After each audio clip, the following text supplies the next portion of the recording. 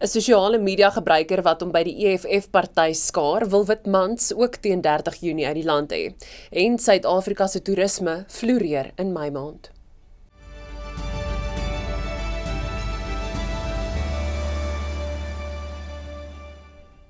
Goeiemiddag, dis tyd vir Pretoria FM se visuele nuusbulletin in Afrikaans saam met my Karla Burg.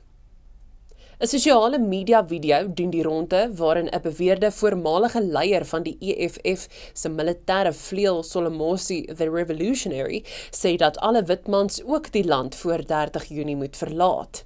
Die sperdatum is deur teen-migrasiegroepe soos March and March aan onwettige buitelandse burgers in Suid-Afrika gegee. Calling for all white people to leave South Africa on 30 June. This is your deadline. This is your deadline. Today is Father's Day. Like your forefathers did to our people. My people, true revolutionaries will do to your people. Every white man must leave South Africa. Your women are welcome to stay. Your children are welcome to stay. Die EFF het egter nie 'n militêre vleuel nie en die sosiale media gebruiker praat nie namens die party nie. Pretoria FM het na die EFF toe uitgereik, maar het ten tye van hierdie nuusuitsending nog nie terugvoer van hulle afgekry nie. Die Instituut vir Rasseverhoudinge se hoof van strategiese kommunikasie, Herman Pretorius, sê die werklikheid is dat die aanbod tot rasisme, veral binne die politiek in Suid-Afrika, veel groter is as die vraag daarna. Volgens die IRR se navorsing meen 89% van Suid-Afrikaners dat verskillende rasgroepe mekaar nodig het vir die land om te floreer. Die opmerkings dus, wat wyd versprei is op sosiale media, deur iemand wat homself bestempel as die hoof of voormalige hoof van 'n hoofstroom politieke party se geheimsinnige militêre vleuel, is dus rede tot kommer, maar ons moet dit binne die konteks sien van rasseverhoudings in Suid-Afrika wat aansienlik meer gesond is as wat gereeld weerspieël word deur ons politiek. Hierdie is natuurlik 'n verkiesingsveldtogperiode waar waansin meer die orde van die dag is as gewoonlik, en dit is vreeslik angswekkend dat hierdie tipe politiek deel kan vorm van die hoofstroom retoriek, maar ons moenie die konteks en die perspektief verloor dat Suid-Afrikaners 'n baie meer positiewe rasse-ingesteldheid het as wat politici of aktiviste in die politiek gereeld vir ons aandui nie.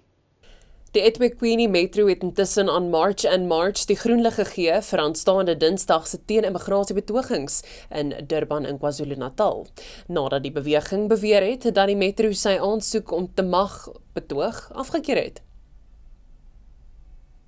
Die voorsitter van die parlement se portefeulje komitee oor korrektiewe dienste, Kgomoso Ramolobeng, sê die getal buitelandse burgers in Suid-Afrika se tronke bly kommerwekkend. Volgens departementele syfers is daar tans 27.880 buitelandse gevangenes, insluitend 14.614 wat nog verhoor moet word en 13.266 wat reeds gevonnis is. Ramolobeng sê wetgewende hervormings en sterker bilaterale ooreenkomste kan help om veroordeelde buitelandse gevangenes na hulle lande van herkoms natuurlik toe terug te stuur en hulle vonnisse dan natuurlik daar te laat uitdien.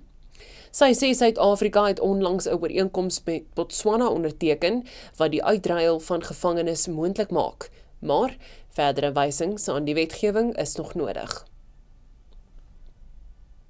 Die Nasionale Verbruikerskommissie het 'n aantal voertuie herroep weens moontlike veiligheidsgevare. Die voertuie sluit 633 Ford Transit en Ford Tourneo modelle tussen 2025 en 2026 in, as ook 82 Jeep Grand Cherokee modelle tussen 2021 en 2023.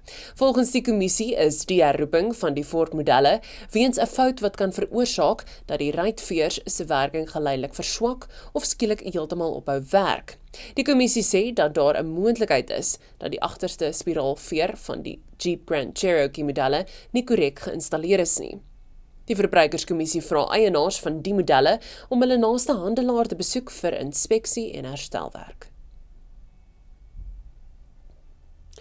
Byna 3 miljoen reisigers het in Mei deur Suid-Afrika se grensposte beweeg met buitelandse besoekers wat tot meer as 76% in die getal opgemaak is.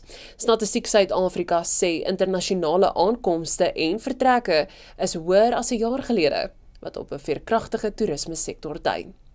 In totaal het grensbewegings met 1,5% tot 2,8 miljoen gestyg in vergelyking met dieselfde tydperk verlede jaar, hoewel dit maand tot maand met 10,3% gedaal het teenoor April. Die meeste internasionale besoekers reis vir vakansiedoeleindes met Mosambiek, Zimbabwe en Lesotho wat die meeste besoekers bring. Die borgtog aansoek van die voormalige prokureur wat van die rol geskraap is, Piet Viljoen, is tot 8 Julie uitgestel, wanneer sy nuwe regsverteenwoordiger beskikbaar sal wees. Hy het besluit om sy huidige regsverteenwoordiger te vervang. Viljoen staan tereg op verskeie aanklagte, insluitend 400 van bedrog, vervalsing en korrupsie. En dit hou verband met die beweerde bedrieglike verkoop van eiendomme in 2010, wat aan die Johannesburgse eiendomsmaatskappy behoort het. Die beweerde bedrog beloop sowat 27 miljoen rand en hy is verlede week op die OR Tambo internasionale lughawe met sy aankoms uit Amerika in hegtenis geneem. Die staat beweer dat Viljoen gehelp het om die bedrieglike verkoop van minstens 46 eiendomme te fasiliteer. Dis al van my Karla Berg vir vanaand, geseënde naweek verder. Totsiens.